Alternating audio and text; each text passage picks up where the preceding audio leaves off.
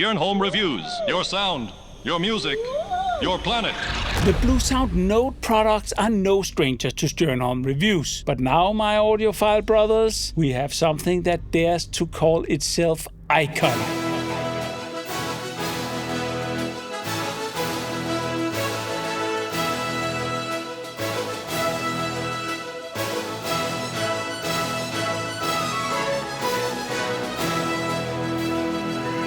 With the Icon, Bluesound is bringing high-end streaming vibes, room correction options, and their trademark appliance-like ease of daily use at a premium price. It can actually take on all your needs as a single do-it-all device, except for the amplification. But is it worthy? Can it rock a true audiophile's boat, or do they reach well above their pay grade here? Come to Patreon and get all the goodies. The Icon is not just a Node with some lipstick and marketing fluff. Most noteworthy are the balanced XLR outputs, meaning that you can have a very long cable run to active speakers or a power amplifier without any penalty. For this review, these are utilized, putting the Icon to work as a fully fledged preamp processor with a pair of marvelous active speakers. The DAC in the Icon is a dual implementation of one of the fancier ESS Sabra DAC chips, taking the already great sounding Node design to the next level. And the 5-inch LCD display shows album art and metadata and has a convenient standby clock. Important to note, it's not a touch display. The touch interface is a proximity activated panel located on top of the unit, separate from the screen. While it's a nice addition to the Node family, the display itself is a bit disappointing. Once you've seen the screen on a 15-year-old Sony HAP Z1ES, it just can't be unseen, and this one looks a little milky and low contrast and lacking in wow factor in comparison. It's not terrible, but it's a missed opportunity to really shine. We also get USB-C audio input for direct high-quality computer playback and uniquely dual 1/4-inch headphone jack driven by a new fancy schmancy THX headphone amplifier for maximum fidelity. I'm sorry to find out that the two jacks are mainly for convenience, as the volume can't be adjusted separately. That kind of rules out that turtle dove romantic listening session unless you have exactly the same preferences and headphones. I also note a nice suite of input, so you can connect a TV as well as your old CD transport and tape deck. Analog and digital sources are available, and in theory you can also connect a subwoofer, but we'll get back to that. It's also possible to connect the Icon to a external DAC and trigger external amplifiers and much more. Like with the Node N130, you can also add direct room correction to the Icon, but the activation is an optional purchase. I would like to have seen that included, but it's a paid $249 option to be purchased at the direct web store. But it doesn't end there, shelling out some money, because you also need a dedicated calibration microphone and preferably a decent microphone stand for best results. That's quickly another $250. And if you're not routinely playing around with Dirac, thus not having the need to keep a calibration microphone set up around, I would strongly suggest you get a professional to do the calibration for you and tune it to your preferences. The Bluesound Icon can either be used as a streamer with a fixed output connected to whatever amplifier, or take over the entire workload as a complete streaming preamp and processor with room correction DSP and XLR outputs and everything, in combination with a power amplifier or active speakers, giving you the option to create a beautifully simple setup that covers it all. Personally, I could easily see myself combining an Icon with a pair of the amazing Genelec The Ones for a hard-hitting compact system. As mentioned, the USB audio output can be used for the most demanding audiophiles, meaning that you could bypass the great built-in DAC, shut down all other outputs, and use your preferred extra fancy-schmancy DAC of choice instead. But honestly, the Icon DAC is really excellent. Unless you have a high-end system and want more complexity, I see no reason to go external. We don't get a built-in phono stage though, meaning that you will have to use a turntable that has a built-in one or use a external one. Those are available for all budgets. If you haven't already seen it, you should check out this full-on sound comparison / blind test I did of a budget, premium and high-end cartridge and phono stage combination. It's quite fun and educational to actually hear the differences, and it might not be anything like what you might expect.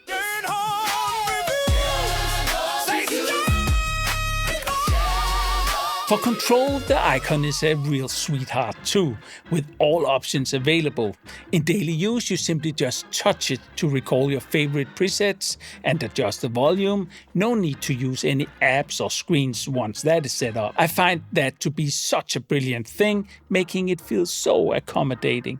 But it also integrates with Alexa and Google Assistant, and if you like to use a real remote control like the optional RC1 remote or teach it another remote, you can do that too. That is great in setups where there is a system remote already. Please hand me the remote. Thanks, buddy. For deep professional system integration, Bluesound offers drivers to systems like Control 4, Creston, Arch TI, and some others, as well as more or less undocumented IP control. How well it works, I have not tested, so please share in the comments if you have actually worked with it. On top of all this, there's also a comprehensive timer system that allows you to program when and what to play. So you can program your day, make sure the right preset is playing at the right time, which opens up for all kinds of fancy use cases, including waking you up in the morning. Good morning, Your Highness. It's obviously clear that Bluesound is available to play in so many smart ways, and it does it really well. We get direct support for all the audiophile must-haves like Tidal Connect and Cobas Connect, and of course Roon and Spotify Connect, you name it. If you happen to use AirPlay, Googlecast or Bluetooth, the Note Icon can also join the party there.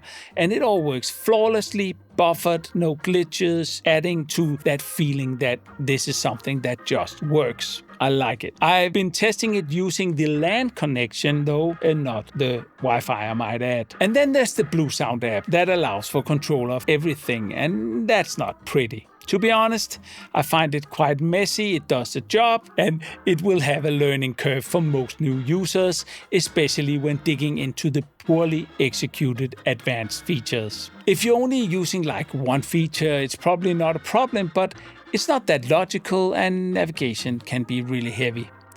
Highlights include the ability to create playback queues from different streaming sources and files and combine them, and the ability to build a file library, easy to access internet radio, and all that stuff I mentioned before with the alarms. You can also change direct presets, mess a little with the tone control, but it's clumsy and hidden behind too many layers. The direct preset switching is one of the dirtiest one, with up to 5 filters that can be stored. But to toggle them, you have to go all the way into the audio settings section in the BlueOS app, and that's really tiresome. So, yeah.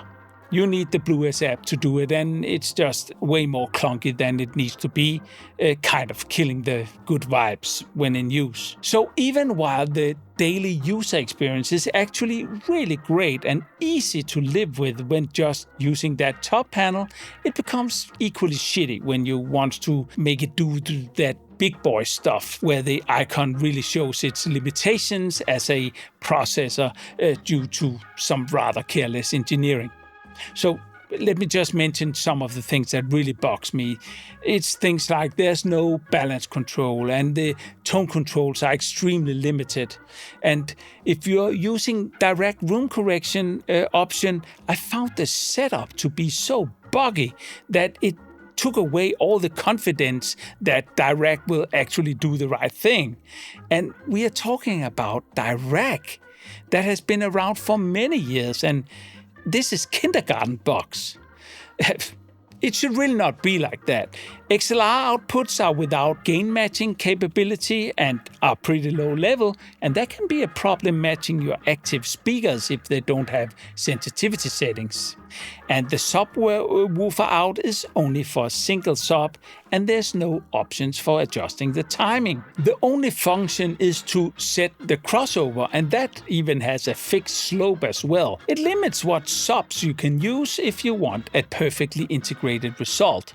Even worse, the volume control just stops adding gain the last 10 steps, making the whole thing feel like a kit that never got the engineering attention it deserves. To me, it just screams, we don't care. So you have to manage expectations on this becoming the ultimate all-in-one preamp processor. It comes with a penalty. When it comes to the sound, I actually feel pretty well served with it. I took the everything approach though and used it with the mighty active Sarana speakers from Sigberg Audio here, where the icon, after matching the sensitivity of the speakers to it, provided a trustworthy source with no noise, great detailing, and a slight warmth added. Sound image feels calm and collected, and the preamp function is pretty smooth in use, no clicks or weird stuff going on. For the fun of it, I compared it to a Bluesound Nano, and the difference was pretty detectable, with the sound being a bit less involved. Comparing the icon directly to the popular N130 node, I found the difference to be very subtle. If you don't care for the display and XLR outputs and want to use an external DAC maybe, you might be just as well served with that. It's even able to run direct too. Say Stern Home Review. The Bluesound icon is a welcome addition to the Bluesound line of streamers. It's very capable and will most likely be loved by many due to its friendly daily user interface. For the more serious audiophile that really wants to explore more advanced setups, subwoofers and room correction, or pair with higher-end gear, the icon becomes much less of an icon. In fact, it screams lack of attention to DSP engineering and detail, and you will need to consider if it can solve the challenges you might have or not. For the money, it's a great entry to the world of streaming, not backing down on sound quality. And personally, I could easily see myself living with it with a pair of nice active speakers and making presets for all the things I use every day and living happily ever after, enjoying fast access and great sound, and not to forget, having a clock around at all times when the unit is in standby. At the base price, it offers a lot of hassle-free music enjoyment, and it's always ready to serve and has proven very stable. So if you want a cheaper option, look at the Node N130. If you want total control over your sound and the highest level of DSP engineering, look at the €2,000 Linkdorf TDAI 1120. That means business in all aspects except lacking a fancy display. Hang on for the pros and the cons, and until next time, One small step for man. don't forget to hit that like button and subscribe to the channel if you love great sound and honest reviews.